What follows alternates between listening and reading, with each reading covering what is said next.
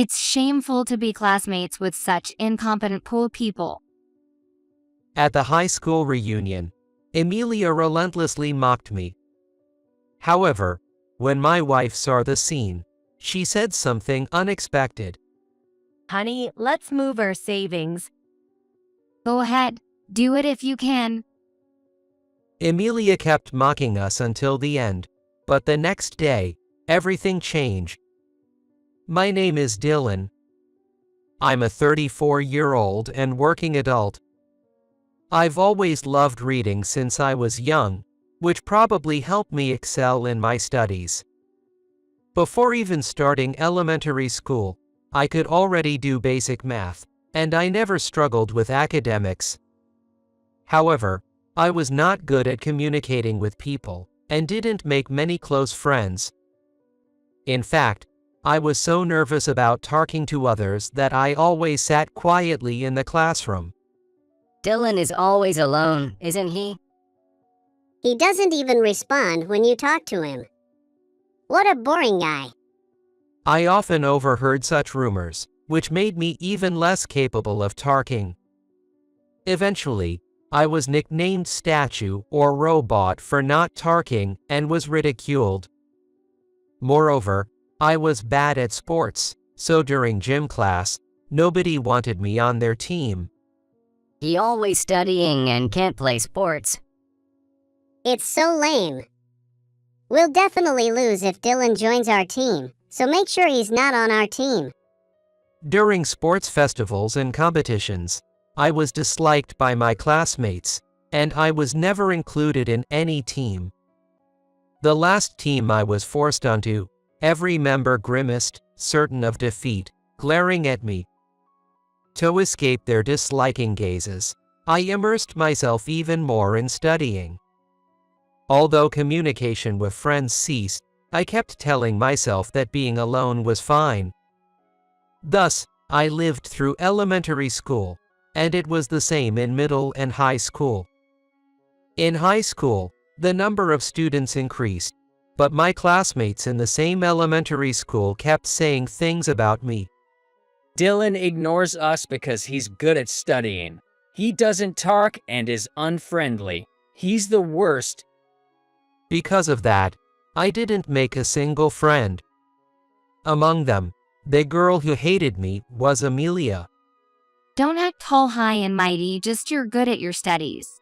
You should learn from someone like me, who everyone likes. Emilia was smart like me, but unlike me, she had a bright personality, which attracted a lot of followers around her. However, Emilia had a harsh personality and would relentlessly attack those she didn't like. Thus, the classmates under the influential Emilia were submissive to her. Also, Emilia's father was apparently an elite banker locally, a young branch manager. Because of this, many students, along with their families, were completely subservient to Emilia. Having caught the attention of such a formidable person, I had accepted the life of being disliked by my classmates. Already accustomed to loneliness throughout my school years, I resigned myself to the situation without fuss. Despite Emilia's constant provocations, I wanted to keep my distance, but unluckily, our seats were close, and I inevitably had to interact with her. After that, she still harassed me, but I went to school nonchalantly without dealing with her. Having endured the abuse until graduation, I chose a university in the neighboring city instead of my hometown. It took about an hour by train, but thinking I could finally cut ties with my local classmates felt like heaven. Moreover, the university I chose was prestigious, and I was excited to further hone my studies in the new life that awaited me. On the day of my high school graduation, Emilia called me over. Why didn't you go to a local university? Emilia crossed her arms and looked down at me with a sneer. But, having learned that anything I said would only be mocked by Emilia, I remained silent, just waiting for the time to pass. Then, Emilia scoffed through her nose and said, You just didn't want people to find out how useless you are, that you can't even chat with classmates, right? I didn't feel like saying anything and kept silent. Emilia, getting carried away, pressed on further.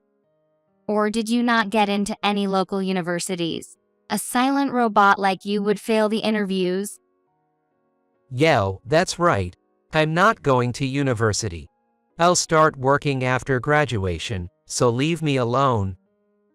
Annoyed by Emilia's laughter, I blurted out a lie. Then Emilia burst out laughing loudly as if she heard a funny joke. Listen, everyone, Dylan's not going to university and will work right after high school. As she announced this loudly across the class, Emilia and her followers began laughing at me. While this would have upset me in the past, I was about to graduate from high school.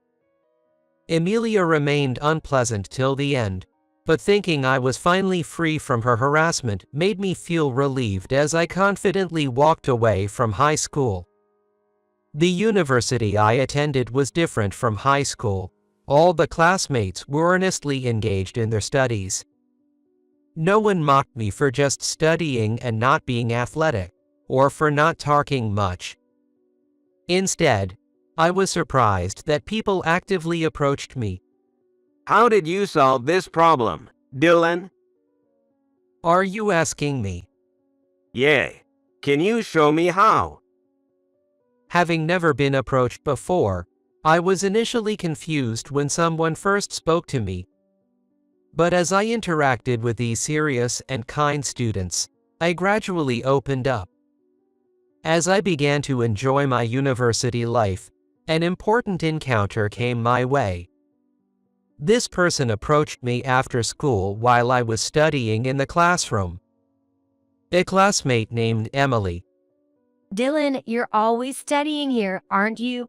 I'd really like you to teach me. Emily is as cute as a small animal when she asks me with slightly red cheeks. Apparently, her grades had dropped since entering university, and she was struggling to see results. She was desperate to at least score average on the next midterm exam. I was impressed by her dedication, and more than anything, I was pleased to be relied upon for the first time. If that's the case, I'll help you. Thank you. Can we start today? And from that day, Emily and I started our study sessions.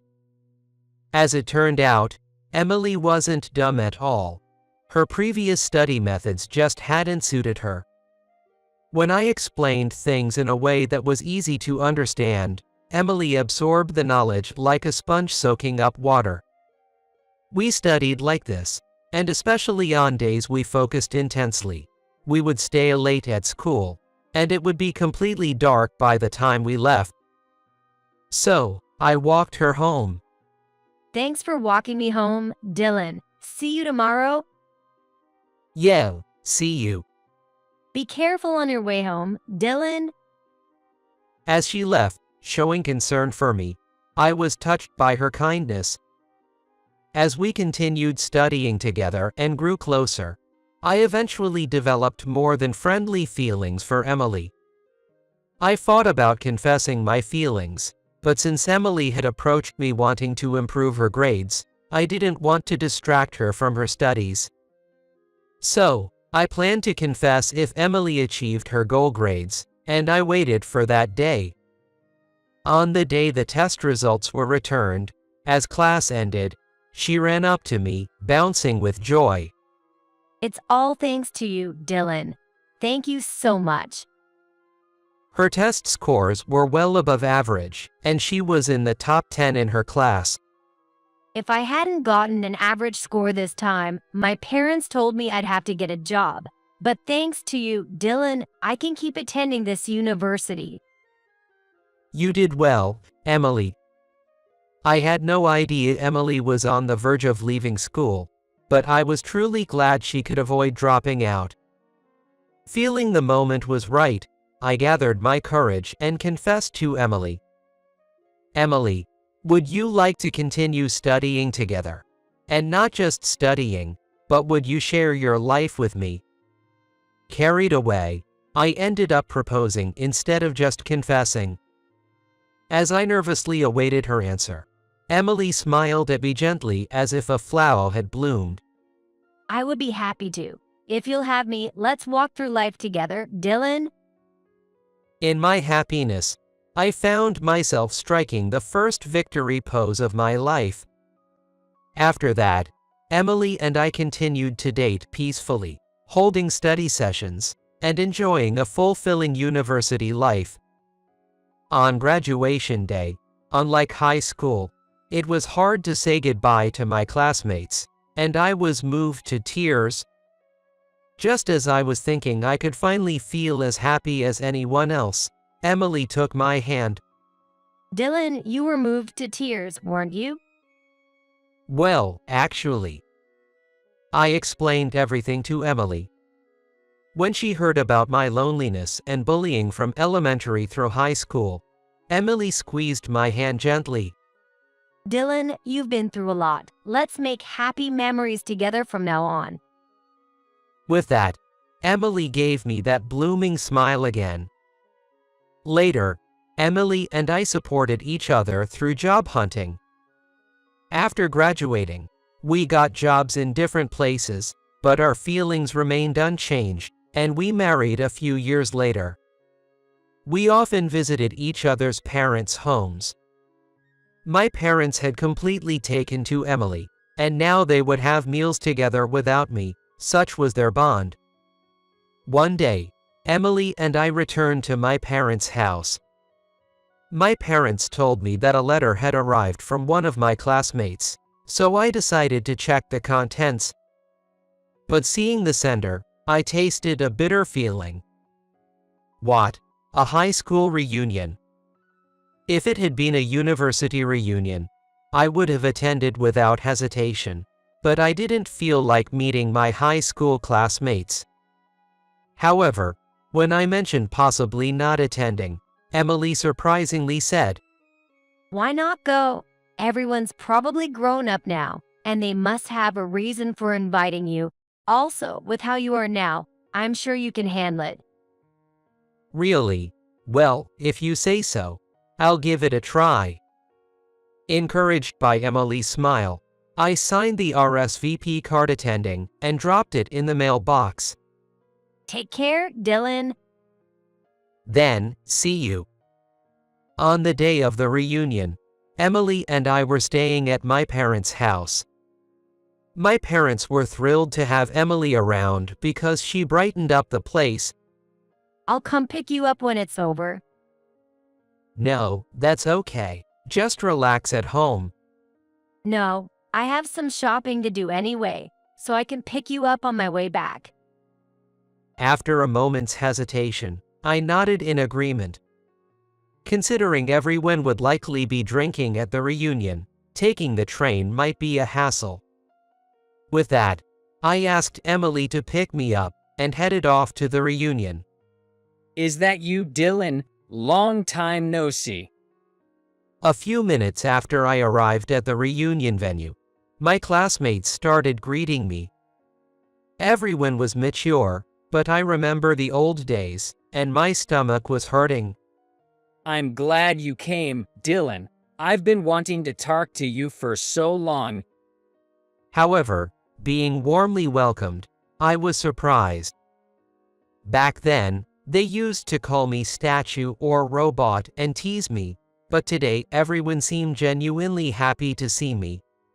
But first, I need to apologize. Sorry, I didn't understand you back then and made you feel awful.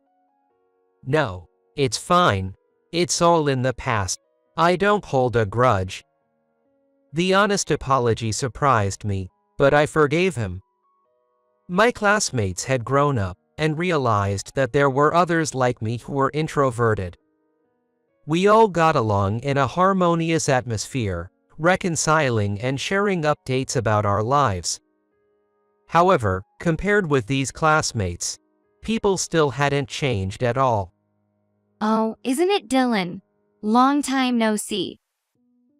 Emilia and her entourage appeared late at the venue. Upon seeing me, she deliberately spoke up. Since you've probably had a drink and it's hot, why not cool off outside? I have something I want to talk to you about as well. The thought of talking with Emilia and her group gave me a bad feeling, but I was no longer the old me. Okay, but make it quick. With that, I stepped outside with Emilia and her group. You showed up at the reunion, even though you're a high school graduate. I only admire your courage. As soon as we got out, Emilia began provoking me blatantly. Seeing her followers agreeing and laughing, it was clear Emilia was still dominating everyone as usual. You might not understand this, Dylan, since you live at the bottom, but I live a first-class life. My dad has become the head of the bank. Emilia was still using her father's job to feel superior. It was clear she hadn't grown up at all, and I sighed inwardly at her attitude. I just nodded along when Emilia, unable to hold back, burst out laughing. You really don't get how amazing I am. Well, you can understand what I'm saying. It's a shame to be classmates with such an incompetent poor person. After saying that, Emilia and her group started laughing loudly. Tired of being made fun of, I reluctantly spoke up. Are you done? It's about time I head home. Wait, we've just reunited after so long.